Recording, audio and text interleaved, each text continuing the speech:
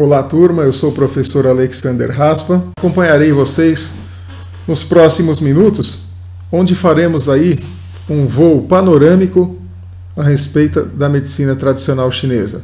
Para isso, tentaremos mostrar aí seus principais alicerces, seus principais fundamentos. Quando se fala em medicina tradicional chinesa, normalmente se faz alusão à acupuntura, que é o método mais bem divulgado, que é o método que foi muito mais explorado aqui na imprensa ocidental. Mas medicina tradicional chinesa é muito mais do que acupuntura.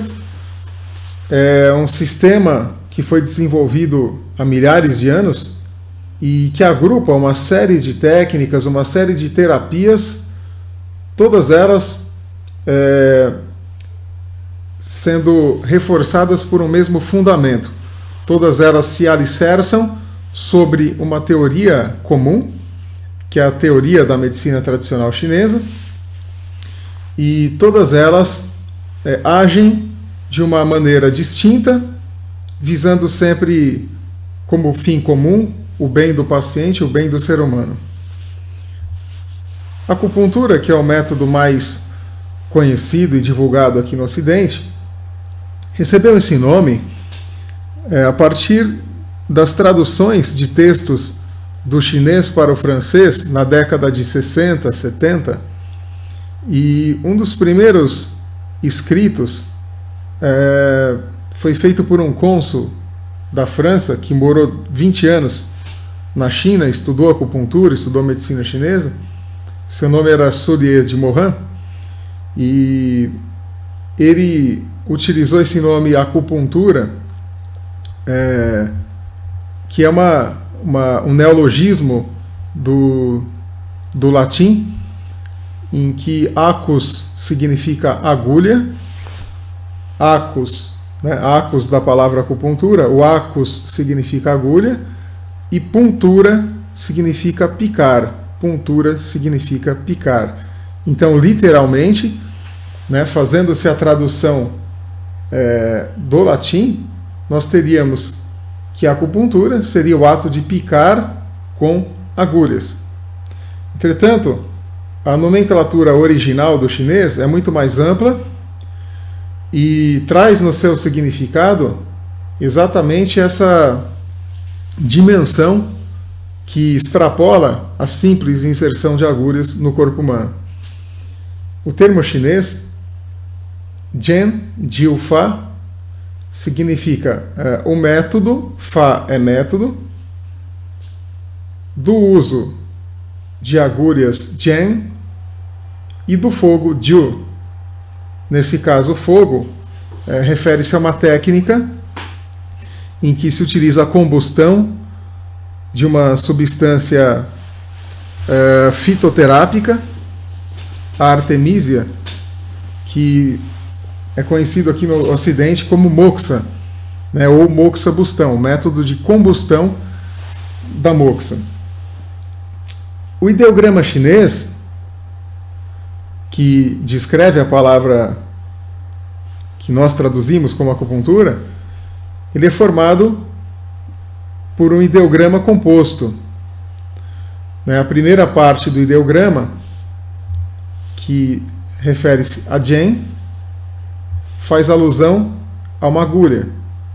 Então, a primeira parte do ideograma, Jian, significa agulha. Já a segunda parte do ideograma faz alusão à queima dessa erva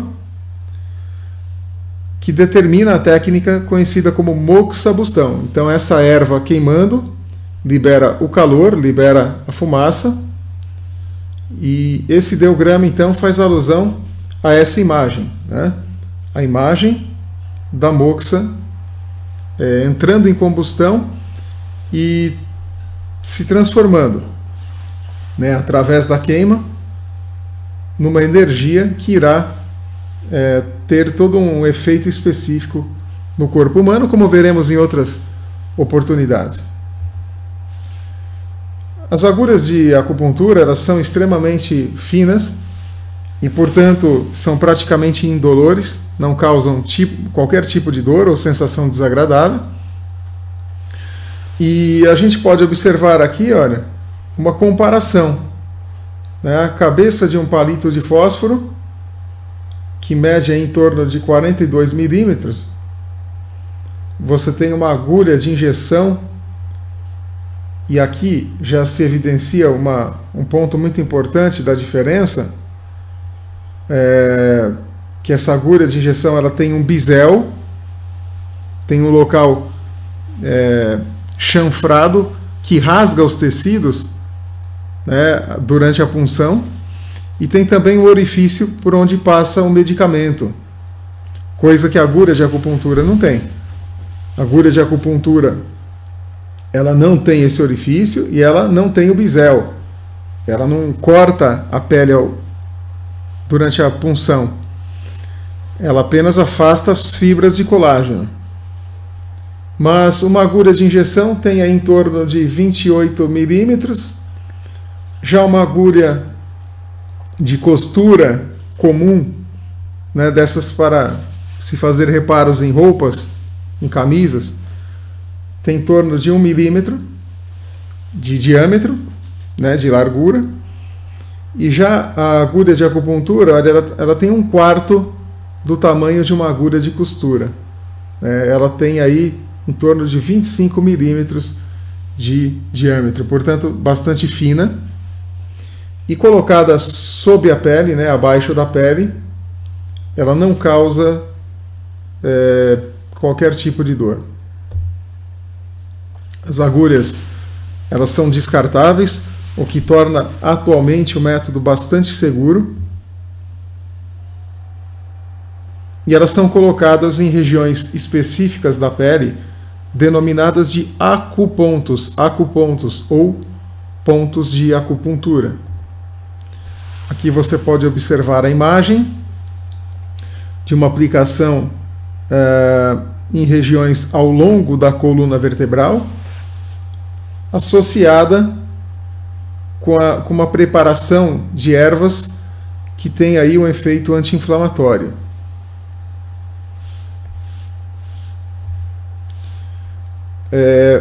É possível e é bastante eficaz o uso simultâneo da acupuntura com outros recursos fisioterápicos, por exemplo, uma luz de infravermelho, uso de correntes elétricas e etc. Aqui você pode observar, né, a agulha inserida na pele e os eletrodos que fazem a conexão com o aparelho. A acupuntura é um método bastante prático, uma vez que você pode fazer em qualquer local. Por exemplo, nessa foto aqui em evidência, o paciente está sentado numa cadeira. Então você pode fazer em uso domiciliar, em hospitais, né, mesmo ainda que o paciente esteja acamado e com muitos equipamentos que dificultem, né, o trabalho de terapias, mas a acupuntura ela é bastante simples nesse sentido. Iniciaremos nesse ponto nossas atividades EAD, de estudos à distância. Bastante simples. A primeira questão é: qual a origem da palavra acupuntura? É apenas para você descrever. Essa palavra é oriunda do quê? Do inglês? Do japonês? Enfim, acupuntura. Questão número 2. O que significa o termo acus e o que significa o termo puntura? Veja, essa questão é uma continuação da questão 1. Né? Ela praticamente te dá uma dica do que você deve responder na questão 1. Ok? Então, se nós desmembrarmos a palavra acupuntura, o que significa acus e o que significa puntura. Muito bem. A questão número 3 é: qual é a nomenclatura em chinês usada para designar acupuntura e moxabustão. E qual o significado de cada uma dessas palavras? Vejam, aqui estou sendo bastante claro. O termo em chinês utilizado qual é? É o método da agulha e fogo. Então, quais são as palavras que compõem esse termo, método da agulha e fogo lento? Conceito de microsistemas. O microsistema é a representação de um sistema maior. Tudo que existe no universo, no mundo, existe dentro do homem. As mesmas leis da física que regem o universo regem o que acontece dentro do ser humano. As mesmas reações químicas que acontecem na natureza acontecem no ser humano. Então nós podemos dizer que o homem é uma representação do mundo, do universo. Dessa maneira, o homem é um microsistema comparado a um macrosistema, que é o universo. Essa mesma transcrição de pensamento pode ser feita ao se observar que em determinadas regiões do corpo humano nós temos a representação de todo o corpo. Por exemplo, na orelha nós temos regiões que representam a cabeça, que representam a coluna vertebral, que representam o joelho, que representam os órgãos internos, de tal maneira que quando existe algum problema interno importante, as áreas correspondentes a essas regiões internas, elas têm uma alteração de cor, elas têm uma alteração de textura da pele. E num caminho inverso, estimulando-se de alguma forma essas regiões, nós conseguimos normalizar as funções internas que estão comprometidas. Dessa forma se estabeleceu correlações entre regiões da orelha e órgãos internos e regiões do corpo. Esse fenômeno é conhecido como microsistema e é utilizado terapeuticamente de uma maneira bastante importante. Você tem, por exemplo, a auriculoterapia, em que vários tipos de estímulos são colocados em pontos específicos da orelha, com a intenção de normalizar funções internas. Como esses mecanismos funcionam, nós veremos em outras oportunidades, em outros momentos. A exemplo desses estímulos, nós temos aqui esferas de metal, esferas cilíndricas pequenas e que, colocadas através de um esparadrapo, de um micropore, elas fazem pressão em regiões específicas da orelha. Essa pressão ela ativa receptores de pressão e conduzirão essa informação ao sistema nervoso central, que dará uma resposta de normalização de algum tipo de função interna ou até mesmo muscular, esquelética.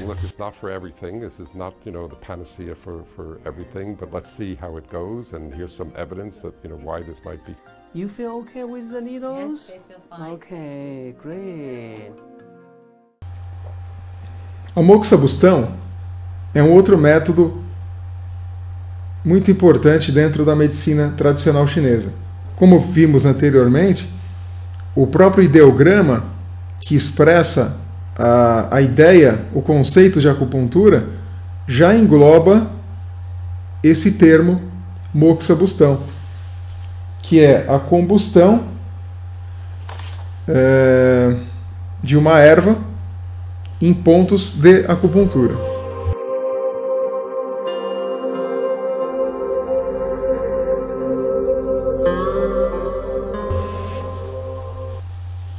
Você pode ter a combustão direta sobre a pele, ou a chamada moxabustão indireta. Nessa imagem aqui você vê, por exemplo, uma camada de sal interposta entre a combustão e a pele. Veremos as indicações disso em momentos oportunos. Aqui nesse desenho, a gente tem a representação da moxabustão direta. Então você tem a artemísia colocada diretamente sobre a pele e o fogo será colocado sobre essa artemísia, que irá queimar até se aproximar da pele. Quando já estiver bastante próximo, o paciente começa a sentir uma sensação de ardência, e nesse momento, com uma pinça clínica, nós retiramos essa erva para evitar uma queimadura de primeiro grau.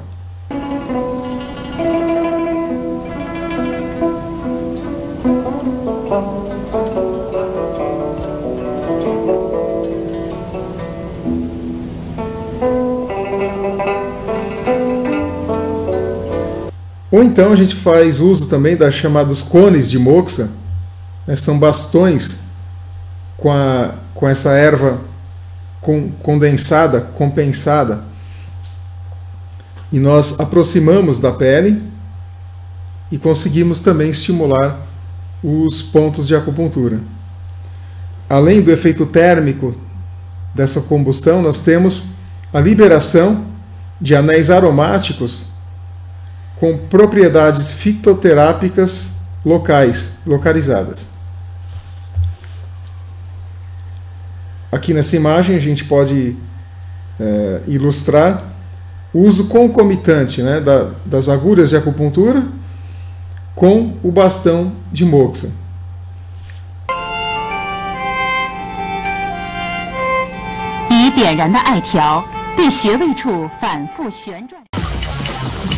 Passar o dia inteiro num ambiente como esse, Paulo sabe a dor de cabeça que dá. Mas qual o número que você queria dessa? O vendedor mais experiente da loja não é de se queixar do serviço, mas saía do sério pelo menos uma vez por semana, atordoado com a enxaqueca. Já tive crise de durar 3 dias, dormir e acordar sempre com dor de cabeça, aquela dor constante, sabe? Sobe um pouquinho, diminui um pouquinho, você não consegue se concentrar, falar direito com o cliente, lembrar do preço da mercadoria, dar o desconto, é difícil. Paulo ia parar no posto de saúde e chegou a procurar o hospital da Universidade Estadual de Campinas. Lá conheceu esta médica. Na época, a doutora Jerusa Alecrim fazia um estudo sobre os efeitos da acupuntura na prevenção das crises de enxaqueca. Os pacientes foram selecionados no ambulatório de cefaleia da Unicamp, depois de feito o diagnóstico pelos métodos convencionais da medicina. O diagnóstico ele tem que ser muito bem estabelecido, porque para não correr o risco de você tratar com acupuntura aquilo que não deve ser tratado com acupuntura. 135 voluntários que sofriam comprovadamente de enxaqueca participaram da pesquisa, coordenada pelo Departamento de Neurologia da Universidade, entre 2002 e 2005. Do adulto jovem. Os pacientes se queixavam de até 6 crises de enxaqueca num só mês. Alguns sentiam a dor de cabeça desde a infância. Com eles, foi testado um outro tipo de terapia. 16 sessões de acupuntura durante 3 meses e mais 6 meses de acompanhamento. O que mudou na vida de Paulo? Minhas crises diminuíram muito e mesmo assim, quando eu tinha alguma crise, era uma dorzinha leve que chegava a eliminar a dor, não passava mal. Ou seja, depois que eu fiz a acupuntura, eu nunca mais precisei ir no postinho ter que tomar injeção na veia para ver se melhorar. O que a gente observa com a acupuntura é justamente isso. Quando o paciente, depois do tratamento da acupuntura, os analgésicos comuns que não faziam efeito durante a crise dolorosa, passam a fazer efeito. A questão 4, o que é moxabustão? O paciente chegou para você e fez essa pergunta. Escuta, eu sei que vocês fazem um determinado tratamento, né? Eu já vi em algum lugar esse tratamento, moxabustão. O que significa isso? A questão número 5. Qual é a erva utilizada para essa terapia? Não tem muito o que explicar a respeito da questão 5. A questão número 6. Defina com suas palavras o que você entende por microsistema. O que é um microsistema para você? A questão número 7. Cite um exemplo de microsistema. Você sabe que existem vários. Você mesmo já conceituou o que é um microsistema. Então agora cite um exemplo para microsistema. Você deverá enviar as atividades via e-mail para o endereço eletrônico acupuntura@abracif.org.br. Nesse e-mail você escreverá o nome, o seu nome, o nome do aluno. Embaixo você coloca Turma Galo. Embaixo você escreve referente ao questionário sobre introdução à medicina tradicional chinesa. E na sequência você coloque apenas as respostas. Questão 1 e a resposta da questão 1. Questão 2 e a resposta da questão 2. E assim sucessivamente até a questão de número 7. Bastante simples. Para você que não tem familiaridade com e-mail, mas utiliza, por exemplo, o WhatsApp como um veículo de comunicação, escreva tudo isso então em um papel, o faça de próprio punho e mande uma foto disso para que nós possamos já arquivar de imediato. Ok? Espero que você tenha gostado das apresentações e nos vemos na próxima.